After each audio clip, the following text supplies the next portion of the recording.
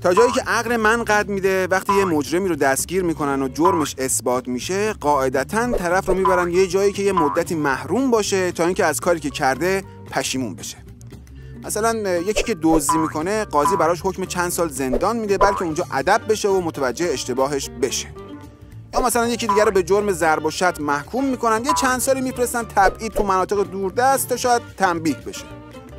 خلاصه ما همیشه فکر میکردیم تبعید و زندان و اعدام و شلاق بدترین نوع مجازات هایی که قاضی های ولایت وقیح اجرا میکنند، تا اینکه هفته پیش متوجه شدیم یکی از دانشجویانی که در قیام دیماه سال گذشته دستگیر شده بود رو محکوم کردند به 2 سال شرکت پیاپی در نماز جمعه. در واقع قاضی تعارف رو کنار گذاشته و علنا اعلام کرده که 2 ساعت گوش دادن به مزخرفات یه آخوند از تریبون نماز جمعه خیلی دردناکتره تا یه هفته پشت میله های زندان.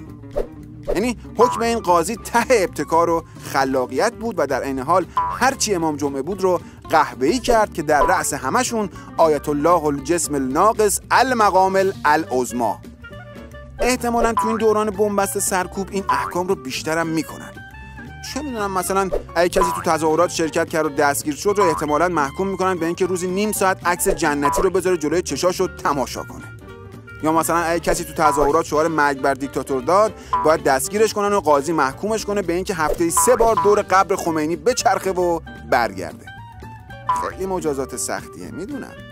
امیدوارم شما شنوندگان عزیز هیچ وقت گیر همچین قاضی بیرحمی نیفتید. من حتی شنیدم که برای یکی از مجرمین حکم داده که باید بره با مقام عظمای ولایت عکس سلفی بگیره. آقا خدا به دادش برسه. بدبخت چه عذابی باید بکشه. من یکی خودم حاضرم اعدام بشم، حبس ابد بکشم، اما هیچ وقت مجبور نباشم زورکی پای منبر امام جمعه بشینم، چفیه بندازم، دور قبر خمینی بچرخم، با مقام عظما سلفی بگیرم. اوه اوه اوه, اوه.